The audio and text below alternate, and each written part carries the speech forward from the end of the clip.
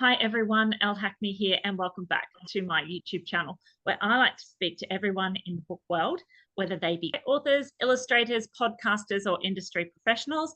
I love hearing about everyone's journeys and how they got to where they are. And today's guest reminds me of a saying I was told repeatedly as a child. And that saying is, don't judge a book by its cover. However, I say judge away because I have Ultraviolet with me, and I think this cover is so engaging, captivating, bright, colourful, and cheerful. And even better, I have Rebel Challenger with me today to talk all about it. Rebel, welcome. Hello, thank you. Great to be here. So tell me, you worked with Christy Byrne with this book, and the one thing I like, so I spoke to Christy about the words of this book, and I do like the story, but your art tells a story on its own. How do you do that? Because everything inside this book has an extra layer to the story. How do you do that? Well, it started with a great script from Christy anyway, and she was really good right in the beginning, saying that she wanted to be really collaborative, really fun, and both the words and the pictures were as important as each other. So it was a great way to start my first ever graphic novel. So which was a bit scary, but with the characters, I think I just get carried away. Part of it is on myself because I sit there and pull funny faces all the time and everything, and I think I just get a little carried away with the characters and like to have them doing something a little bit silly off to the side or a bit fun off to the side to create extra little stories that maybe the words aren't saying, but they're on their own little journey throughout the book as well. So there's more for the kids to look at. Yes, because the visual storytelling in this is so high. You're entertained on every page. How long does it take you to come up with it, start it, finish that concept? Because there's detail in every spread. It was my first graphic novel, so I had no idea what I was doing, basically. So part one. I just started and went for it. I did roughs of the whole thing first, which, looking back now that we know the characters, I think I'll probably just head pretty much to finished art for the next one, because I know what the characters look like now. I know what they're like. I know that Izzy's a little bit woo, and that, I know how they sort of work. So it's only any new characters that come along. I generally, with all my books, will start with a piece of paper and a biro and just sketch out little characters till I find the one that I go, oh, that's you, there you are. And then I'll bring them in to the story as well. And then I guess you get so engrossed in it all that's where all the little intricacies come out, all the little tangents you go off on with their faces or with what they're doing and their little side eyes or whatever. That's where that all comes from after that. And what was your favorite part about this story? It was all kind of cool. Like, it was daunting having to draw a hermit crab that many times, and the alien, he was a bit of fun, and actually the whole thing was quite fun. Just Christie's imagination and all the adventures they go on was great. And then I had a bit of fun with the little cat that's on the alien, who was just a random one, but he features for probably 8 spreads, I think, and I managed to do all sorts of funny things with him. He was a bit of sneaky fun. But yeah, the whole book was a great ride sort of thing. It was the map sort of stuff at the end that I got to do with them going through pipes and sewage and thing was fun. Yeah, the whole thing was just a lot of fun. And then Christy is so great to work with because she's so excited about everything and so positive. So it was really a really great effort between both of us. What a great collaboration. I mean, I think this book was going to be a hit from the beginning. I mean, put you two together and it's just going to be fun. But one thing I did learn all about was fatbergs. Have you heard about fatbergs before? I don't think I had, but it's really funny or weird that I work, apart from book illustration, I work in newspapers, and now I see fatberg stories all the time. Maybe I'm just zoned into it now, but I'm like, oh, there's a fatberg story in the Daily Telly or something. So it's weird that I now pick up on them. Yeah, because I do know you work in newspapers, which is exciting. But so how did this all start for you? Because you've done lots of children's books as well, and and you've got definitely a career in the publishing world, but you've got it in the news world as well. How did it all start? Yeah, it's all weird. I actually was going to be a park ranger right back at the beginning, but I didn't get into uni the first year, so I went off and did art college, ended up in newspapers, and by the time I finished my science degree, I was kind of hooked on newsrooms and newspapers, and that's where I've been ever since, basically. And then only maybe 10 years ago, I started doing a bit of Instagram drawings and challenges and bits and pieces, so I was getting back into my art more than the graphic design and newspapers. And yeah, then Larrikin saw me and asked me if I was interested in doing a book. And I was like, okay, yep. And then it's kind of gone from there. Yeah, because the Keeping Up with the Dash Hounds, I really like those drawings as well. When you do a picture book, because it is a lot smaller rather than a graphic novel, how long does it take you to do a picture book for an illustration? They sort of depend, but I think for the most part, you try to get from the roughs to the final within maybe 3 months ish. Sometimes it busts out a little bit longer because I am a full-time worker as well, so it's pretty hardcore. But I do also, from my newspaper background, I like a deadline. A tight deadline is what I work to, so it kind of pushes me to just get stuff done. Otherwise, I'd just disappear and be, having too much fun and not actually getting the thing done if I didn't have good deadlines like that. So yeah, about the 3 months, maybe 4-ish at times. So 3 months, 4-ish for a picture book. And now that you've done Ultraviolet, I understand that was your first graphic novel, but then how long does it take you to do a graphic novel? This one, the roughs, I think were around I think I managed them in about 4 weeks, which was the 200 pages. I just broke it down into sections that I just did after work at night. And then the finished art, maybe another, I think it was about 7-ish weeks, 7 or 8 weeks maybe, to get it all done. And it was hard going, a lot of work. But when you break it down, it makes it a bit more manageable. Okay, so for illustrators starting out there, that's a good tip as well. So break it down into manageable pieces so it doesn't seem like such a big project.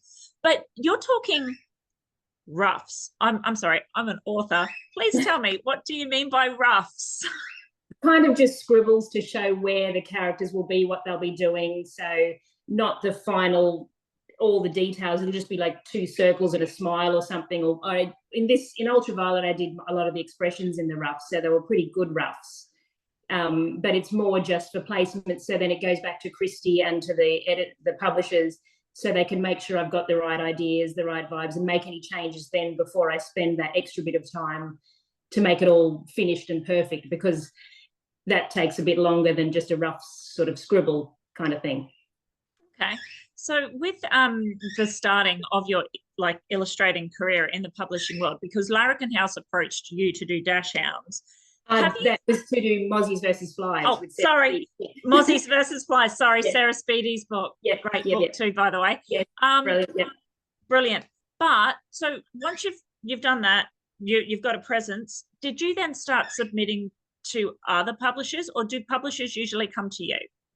Well, with that one, I was approached to do the Mozzies versus Flies, but then they also saw on my Instagram feed I was doing some fun little drawings, which they thought, oh, that might be a good book. So it ended up being my Food or Friend book, which is my author illustrated first book. So I actually did it first, and then Mozzies versus Flies after that, and then Dash Hounds and a few others. So it kind of kept me busy. So I didn't have time to submit to any other places because I was kept busy with all of those ones. And then I started doing a few for Scholastic as well, and now I've got a number of books now and a few on the go. So that's keeping me too busy to actually stop and think about submitting other stuff at the moment. That's an exciting layer to this industry, actually, because I'm strictly a writer. Gosh, you could get me to draw, it won't end well. But it's good to know for illustrators. So for illustrators out there who want to start, Instagram seems to be a good way of putting your stuff out there. Do you have any advice for illustrators who are starting out? I think, everyone's journey is different, and this just happens to be my one. I did it's it's a lot of hard work I still did to get to this point. So there's a bit of luck in being seen, but there's also, if you look on my Instagram, there's 10 years worth of drawings and getting involved in challenges to draw all different things. And I did a lot of illustrations with little stories connected to them, just little fun stories. So maybe, and I always followed what I wanted to do as opposed to doing what you maybe think that people want to see. And so you get better work out of what you love to do as opposed to what you think you're supposed to do.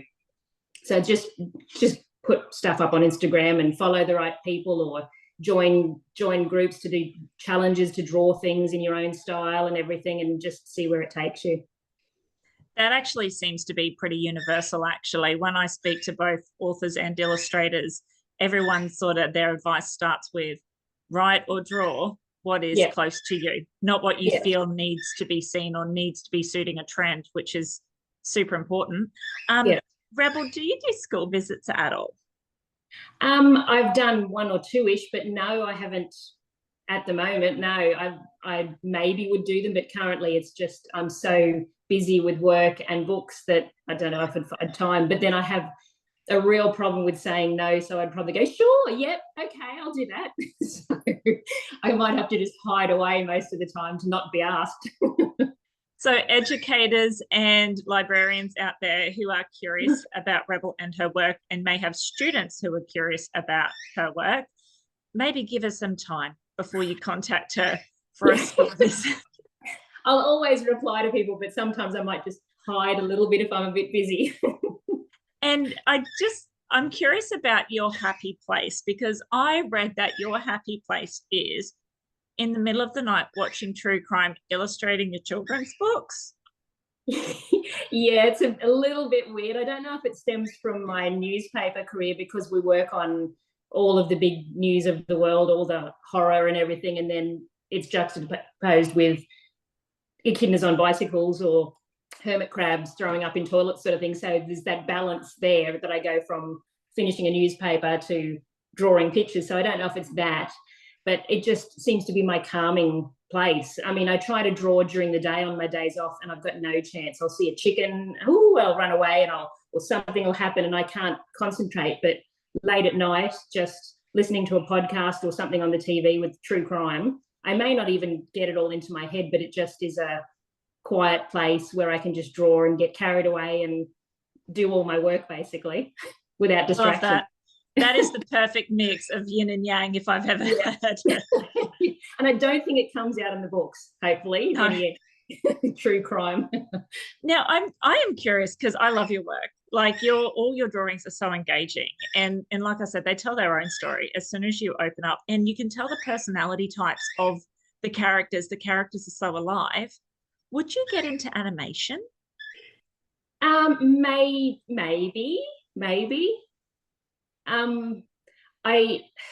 That's a lot of work. It's a lot of extra work. I've done little bits and pieces of it, but I think the mechanics behind it I could probably do. I'm a graphic designer by trade, and I've done all those sort of bits and pieces, but I'm not sure that's where my heart lies. It's more in the creative side of things as opposed to the mechanics of putting together animations and things like that, maybe. But again, because I can't say no, I'd probably go, sure. Let's see what happens. Sure, that's fine. So someone call Ludo.